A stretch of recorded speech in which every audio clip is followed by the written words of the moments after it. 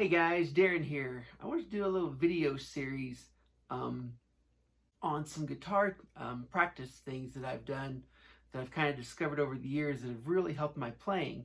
And so it's kind of going to be a series on basically using the metronome. So for this first video, I wanted to just kind of go over what I discovered and kind of how I came to realize that it helped me as a guitar player so much. Because I think that's important, because they'll kind of prove that, you know, what I've done at least works for me, and maybe it can work for you as well. And this one thing in particular, the first thing I'm going to go over on working with the metronome, is something that anyone can do. No matter where you're at in your playing abilities, this is something that you will be able to do. And it's something that I discovered years into my playing, and it's just amazing how much it helped my technique, and specifically my picking technique is what this is about. So to get started on this, this video is again just gonna be me explaining how I've come to realize that these things, or this particular thing, helps me in my playing. And it's really super simple. It's just basic rudimentary scale exercises with the metronome. I've been playing for a while when I discovered this and how much it helped me. I've been playing for a while, and I used a lot of hammer-on pull-off techniques. I didn't have right-hand technique like, you know, like Paul Gilbert, Al Di Meola, Steve Morse, Yngwie. None of that was in my right hand at all. And at this particular time in my life, I was playing a lot. I was playing in like touring cover bands, so I was playing 3 to 5 nights a week. 4 hours a night. And you might say, well, you're playing that much, no wonder you got better. Well, not specifically, because if you break it down, if you're playing 40 songs a night, each song has approximately a 30-second guitar solo. You're only really soloing about 20 minutes a night out of that 4 hours. So it's not a lot of time. You're not going to build a lot of picking technique. It will help your playing in a million other ways, but that's just not one of them. My practicing was not really focused. I was more like a noodler. Loved to play the guitar, and I always just kind of noodle around. But a friend of mine had given me a metronome, and I wasn't really sure what to do with it. And I had recalled one day I was on a trip, and I was in a hotel room, and I brought the metronome. And I recalled some scale pattern sequences out of a Mel Bay book. And I thought, well, hey, let me practice these scale exercises with this metronome. And playing fast was not my goal in doing this. My goal in doing this was alternate picking, because that's what, you know, Steve Morse said, and that's what all the guys say to do is alternate picking, which is where you go down, up, down, up, down, up, down. It's like, okay, I want to practice these scale sequences, and I want to practice them slow, and I want to practice them very precise and clean and articulate. I'm doing these scale exercises. I remembered 3 sequences, so I had 3 sequences to work with. I would do them at the 12th fret, then I'd do them at the 5th fret, then I'd do them at the 17th fret, I think. And you know, it took me I spent about 20 to 30 minutes a day doing these scale exercises, and I was kind of feeling it in my right hand, like, oh wow, my right hand feels a little more solid, you know, so this is good stuff. So I was doing that, and I'd done that for probably maybe 4 to 6 weeks, and it was helping my playing, but again, speed was not the goal, and I wasn't practicing these things fast at all. And I was at a practice, my band was practicing, and we were learning the song All Right Now by Free. And practicing this, we were practicing the song, and I was playing the solo. This was one of those songs where you could kind of stretch out the solo a little bit, right? So I was stretching out the solo, and all of a sudden I played this sequence that was like super fast. My right hand was just you know, that type of deal.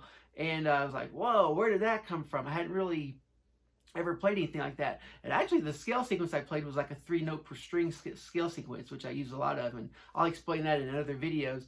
But it was something that just came out of my hand. It was like, it literally sounded like an Yngwie or Paul Gilbert or something like that. I was like, wow, man. And then I'm realized we've got this technique now, this right hand technique. Now, interestingly enough, I didn't correlate this to the metronome exercises, because metronome exercises were, again, very slow and just very precise. So I didn't really relate them, because I didn't even feel like I was using different muscles in this new way of picking that I had developed. So it seemed completely unrelated.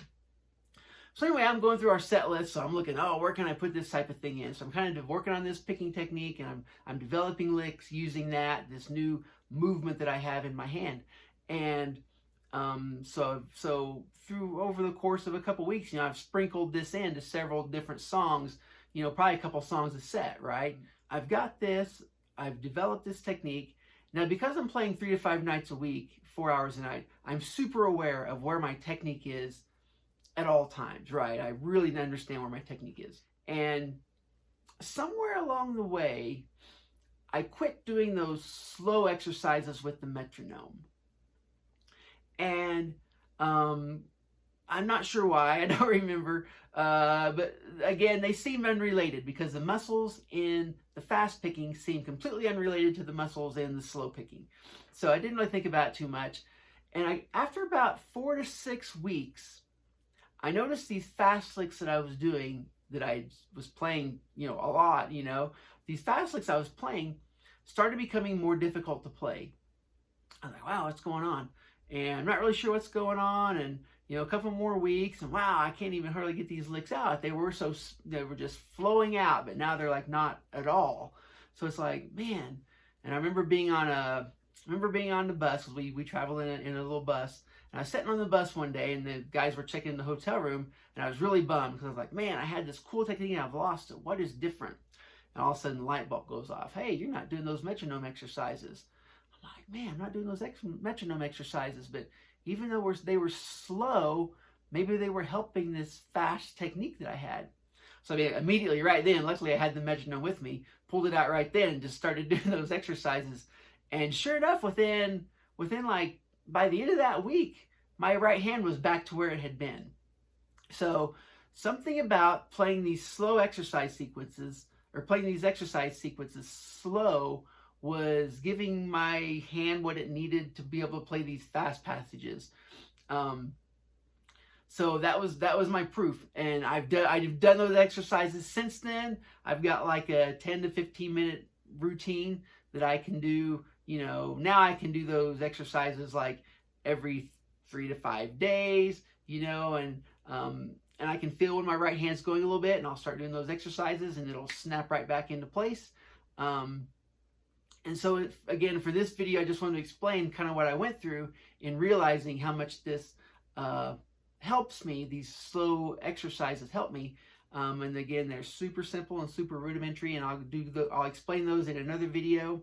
And maybe it can help your playing like it helps mine, because again, I do these exercises to this day. They're slow. They're super simple. And again, anyone can do them, no matter where you're at in your playing ability. Even if you're a beginner, this is something you can work on. So anyway, I just wanted to share that story to show this video. I'm calling it "Why the Metronome," and that's why the metronome, because even that's one of the reasons why the metronome, because even though it's slow, it's helping my fast playing. So anyway, next video, be looking for those exercises, and then hopefully I'll be able to help you guys out if you're working on your playing, and I'll see what other kind of ideas I come up of, things that I've done in the past that have helped my playing, and maybe it'll help you too. All right, thanks so much.